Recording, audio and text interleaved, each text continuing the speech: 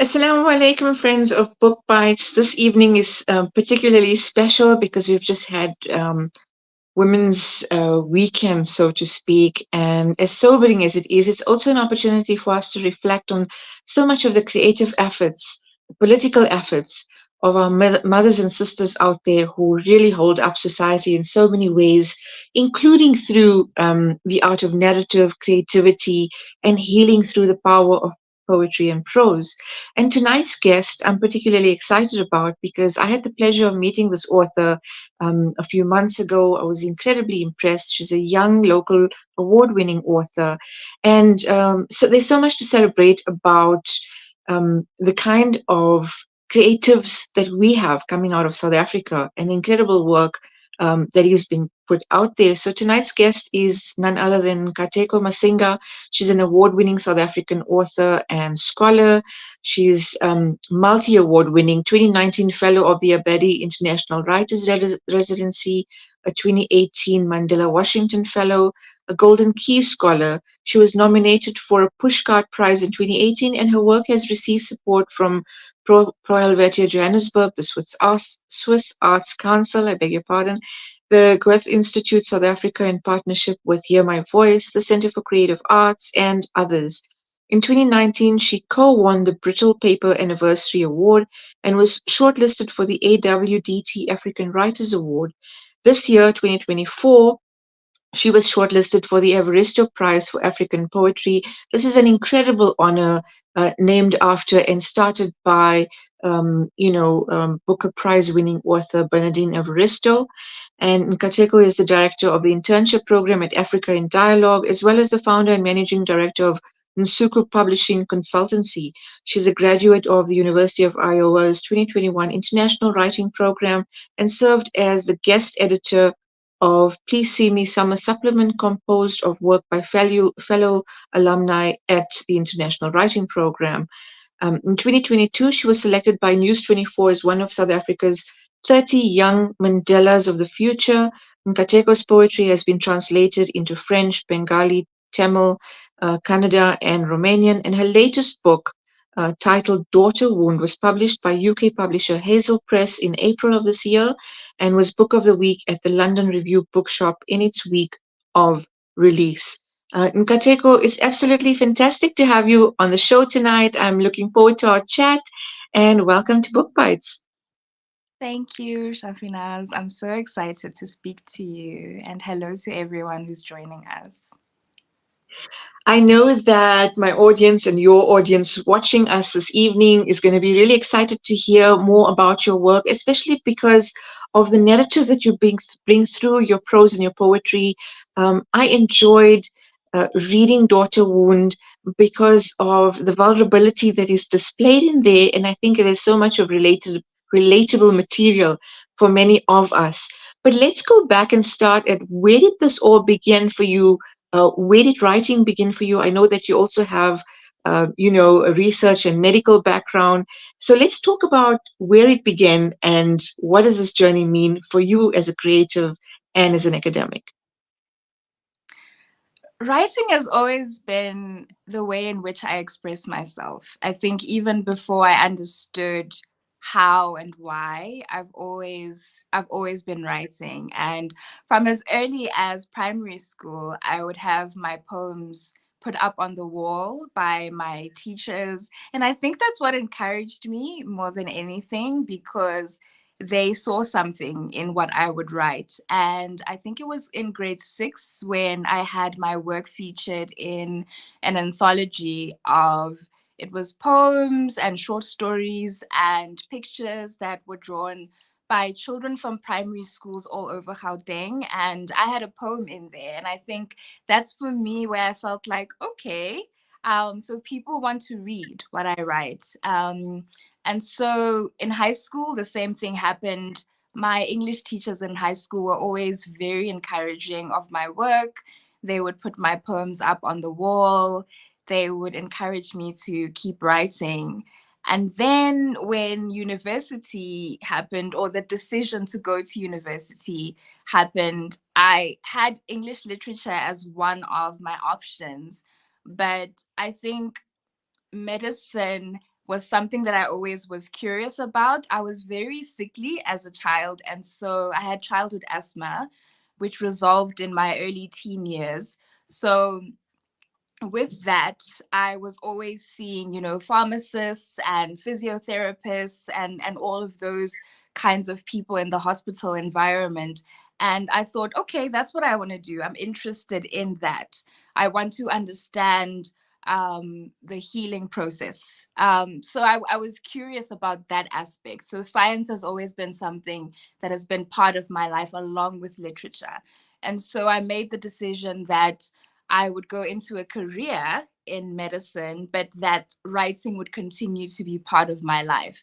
And that's exactly how it went. And so when I started my studies, it was a balancing act between the two. So it's something that has always been part of my life.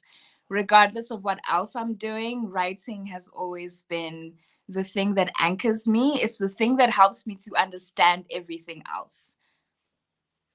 So this is, it's interesting when you're speaking, I'm thinking about this concept of both following your passion, discovering it at a young age, but also having a good source of support, someone to believe in you, someone who says, "Hey, you're on the right track. You're doing this thing, and you can do it."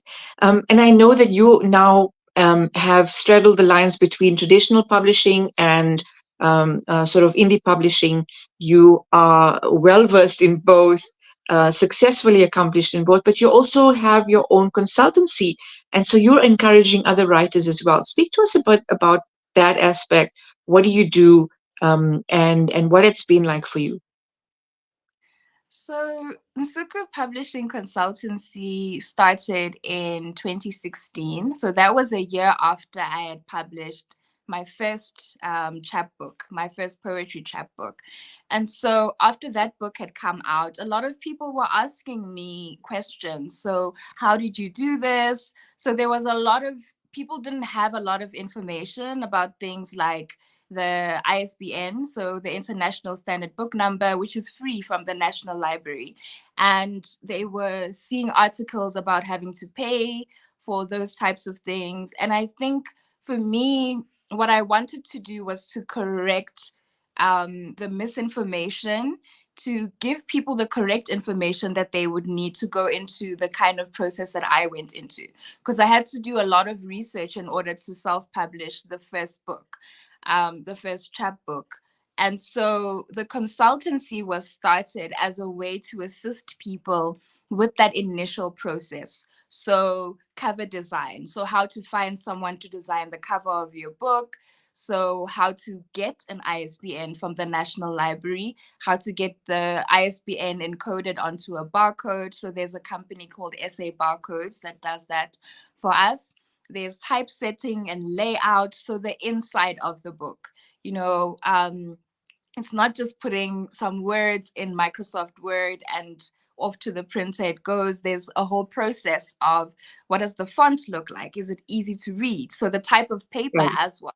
So you have white bond paper and then you have your cream book paper. So there's different types of things that you wouldn't really know if you're not in the industry, if you're not really well versed in the nitty gritties of the process. So I did all of that for myself with the first chapbook. And so when people were asking me all of these questions, I was really excited to share the information, but at the same time, I didn't really have the time to do that all the time. So I had to formalize it so that it becomes a business, right? So that I have a specific package that I can offer someone and say, okay, for this cost, I can do this part of the process. I can facilitate this part of the process for you.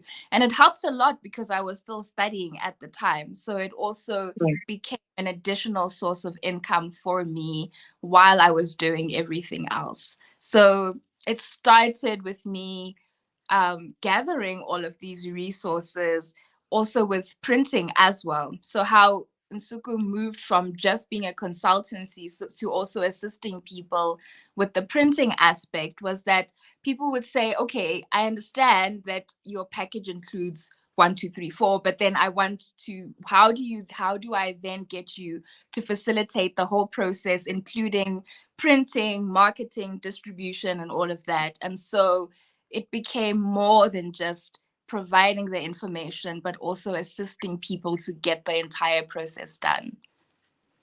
And it's so empowering to have all of this information. I mean, we know it's out there, but for a first time person coming with a story, it can be overwhelming because it's all over the place and not necessarily in a particular kind of format and order. So what you're providing is all of that research that's so accessible.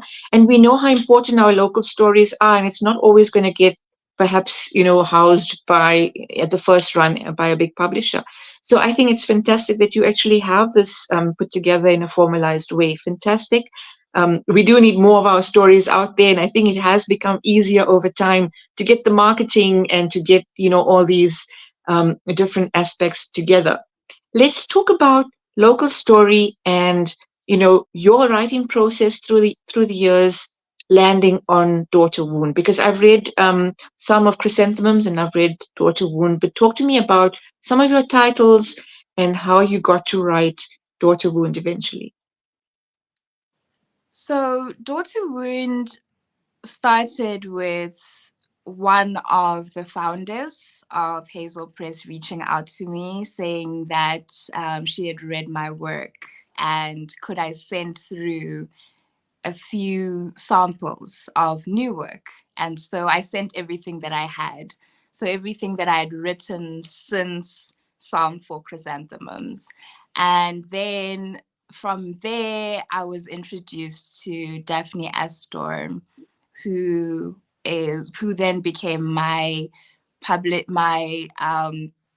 poetry editor. So then we started working together. It didn't have a title at the time, it was just individual poems. And then throughout the process, we started to see that thread throughout the book. And that's how it landed on being what it is and the title being what it is as well. So the process from the first book to here, so with the first chapbook, The Sin in My Blackness, that was 2015. And then A War Within the Blood was in 2016. And While the World Was Burning was in 2017. So at the time, I wanted to challenge myself to write 3 chapbooks in 3 years. And so I did that. And I was a bit burnt out afterwards. So I took a bit of a break. And then a year after the break, there was a digital chapbook, which was The Heart is a Caged Animal. And Oh. then a year later, that then came Psalm for Chrysanthemums. And then now we have Daughter Wound. So it's been an interesting process for me because there are years where I feel like, okay, there isn't going to be a book this year.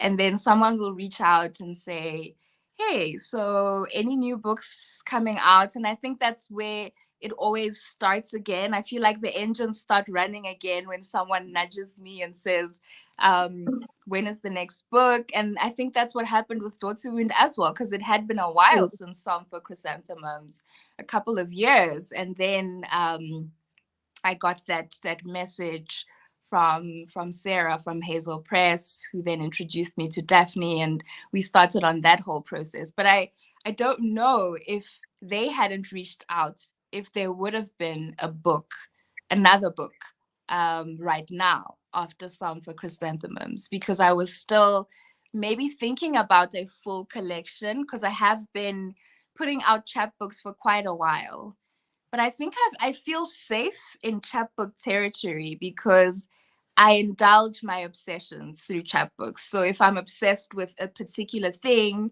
I'll have a chapbook of poems dedicated to that, and then I'll move on. Then there'll be another chapbook. So a full collection scares me in the sense that it feels like this body of work that encompasses so many things, and I don't know if I'm ready for that.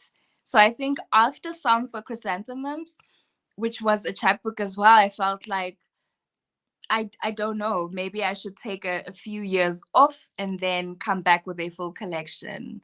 but I'm actually really appreciative of the nudge that I was given, because I really do love what happened with Daughter Wound.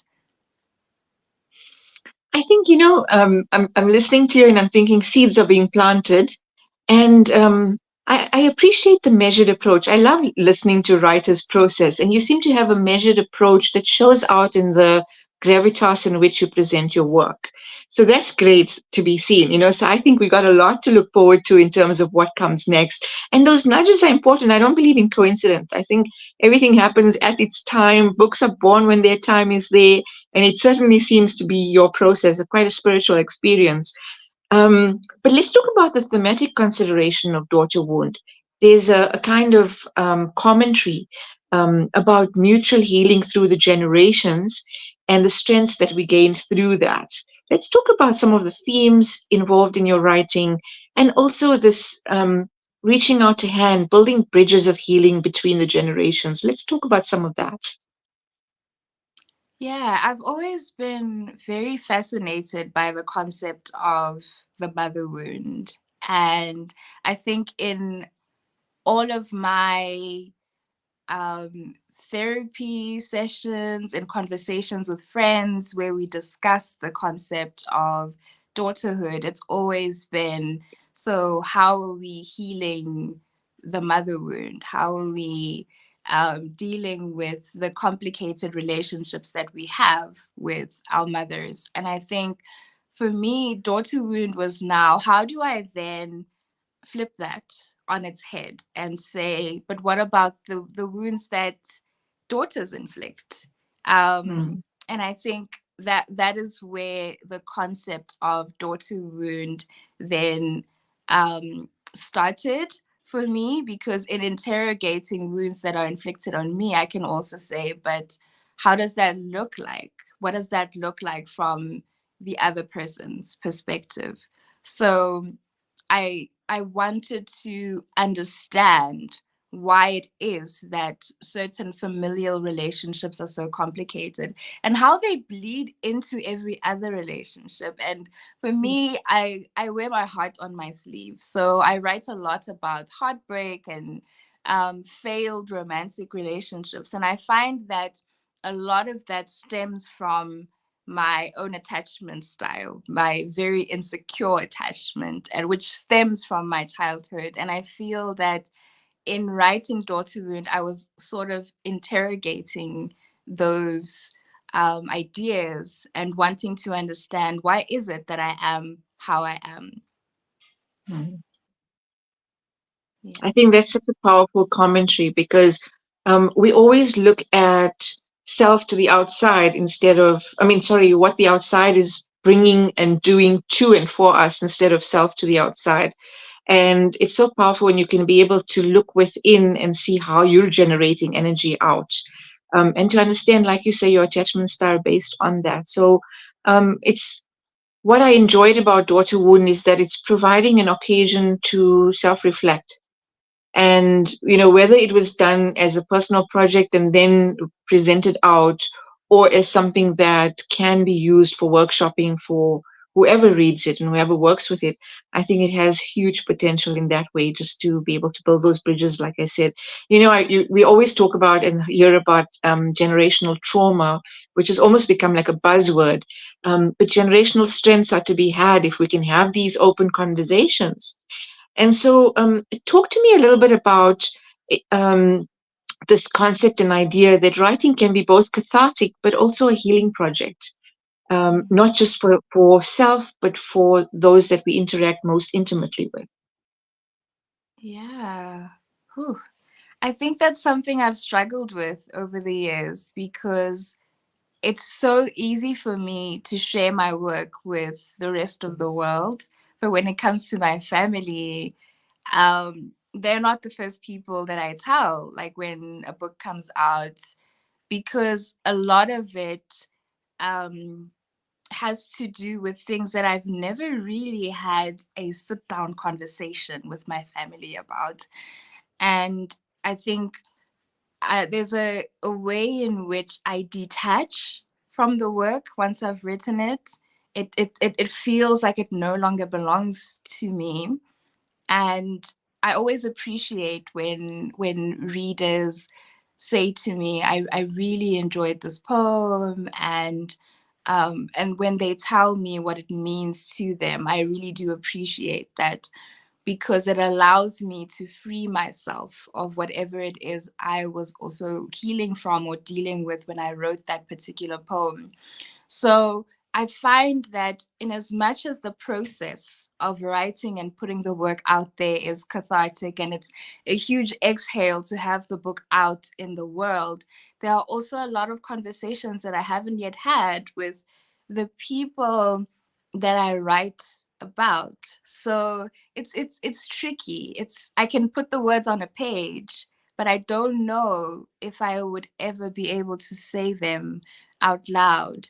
And it also informs how I perform work as well. There are poems that will always only be on the page, which because I do spoken word poetry as well, but there are poems that I will never perform on a stage because they're just too personal, and also it just feels so unsafe to go and put my heart on a stage and not feel that it will be held. And so for to have the words in a book somewhere feels a lot safer than for me to say those things out loud, and for that to be heard, and for me to say, oh my goodness, I acknowledged this huge thing that is happening within me, or that has happened in my life and in my family. And there are also poems that are strictly for the stage. So it's different.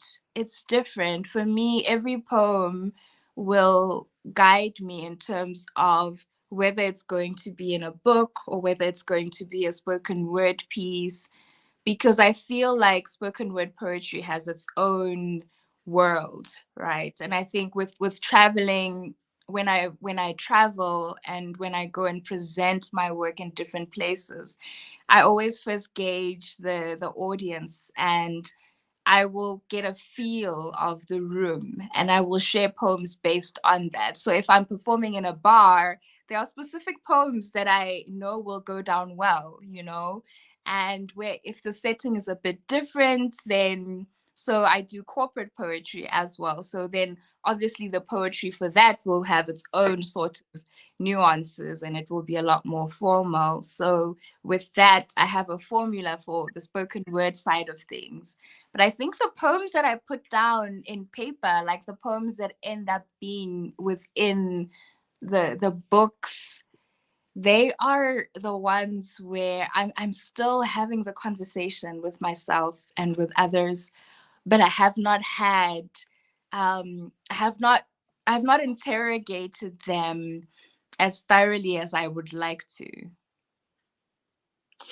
It's interesting when you talk about it, it's almost so sacred when you say that you can keep these poems safely within the pages of a book, the personal and the sort of the vulnerability that can be read through these pieces.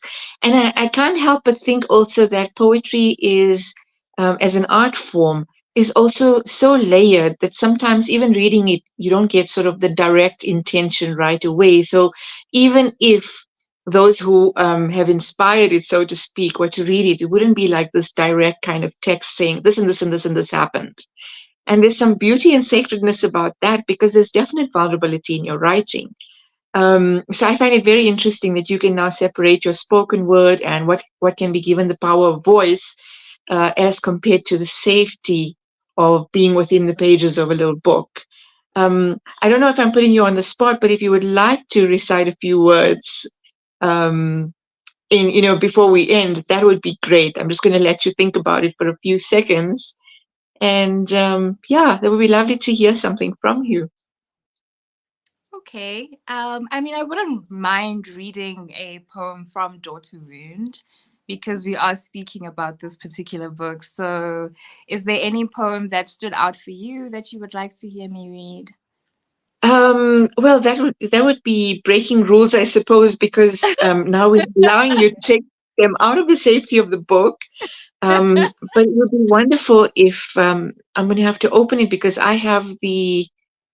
I'm going to let you go with your choice because I'm going to have to open the ebook, obviously, Yeah. and I don't have the print edition in front of me. But I'm going to just let the page find us. All right, I will read Heritage. I'm rewriting my mother's story on my face. Do you see the quotation marks holding my smile together?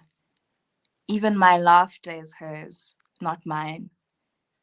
Be careful how you say your own mother's name, how you articulate your blood. You and your mother were once one person, a question mark in each ear, born to listen to her. Everything about you says, I'm telling someone else's story. I'm still not sure about mine. Make sure that you are reading the history book being written in your childhood home, collecting recipes too, because age is engraving farewell messages into Mama's skin. And how will you sustain yourself when she is gone? The words on her earlier pages are disappearing as you read them. Your mother is forgetting herself. One day she will not be there when you turn back to a part of her story that you enjoyed, hoping that she will read it again, hoping to hear her laughter echo across the room as she throws her head back. One day she will not be here to speak, and so you will repeat her words to your children just to hear her voice in yours. That's incredibly beautiful. Thank you so much for sharing that. And I remember snippets of that because they had a sort of visual and emotive impact on me when I read it. I just couldn't remember, obviously, the title. And similarly, I found a thread throughout Daughter Wound that impacted on me in different ways. And I think when we draw meaning from these very sort of intimate kind of works of art, then that's when it really makes sense that we can connect in this way as writers and as readers and people who are sort of consuming such beautiful material. So thank you so much for the work that you do and the work that you put out there. And I have no doubt that Daughter Wound will have its impact with so many people that read it around the world as well. So I'm incredibly glad for you that it has an international audience and a publisher that will get it out there as well. Um, can we hope to see prose from you? Will we see stories, obviously more poetry, and a longer piece in the future?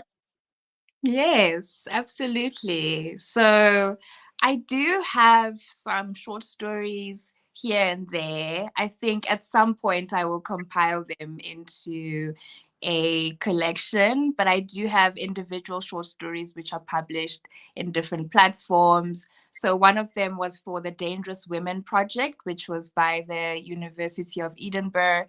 They had a project a while ago, in 2016 actually, called the Dangerous Women Project, and I submitted a short story for that. And then 2 years ago they published a book that has selected work from the Dangerous Women Project, which is now a book called Dangerous Women. So no, it's called The Art of Being Dangerous. So I have Okay. work in there, and I have a short story in Joburg Noir, which was edited by Nick Mhlongo. So I have, short stories in a few different places, but I think I feel like this is a nudge to put them all Yes, together into a I've joined collection. that. I've joined the line of angels that are nudging you in that next direction. I see that. Thank Nkateko, you so it much. was absolutely fantastic listening to you this evening and hearing your process. We have run out of time, but I know that this is not going to be the last time we chat because there's going to be more work out there. We wish you everything of the best from us on the team at Book Bites, and I hope that audiences love and pick up copies of this book and celebrate along with you. Thank you for having us. Thank you for your time this evening. Oh, thank you for having me, Shafinaaz. It has been such a pleasure. It was an honor to meet you when we were at the African Women Writers Symposium together, and it's wonderful to be able to connect again. And I know there will be other opportunities in the future. So, thank you, and I will see you again soon. Fantastic. All the best with your work and Thank, the rest of what's left of Women's Weekend. thank you so much. Same to you. And so there you have it. We had Nkateko Masinga with her beautiful book, Daughter Wound. And until next weekend, Assalamu alaikum wa rahmatullahi wa barakatuh.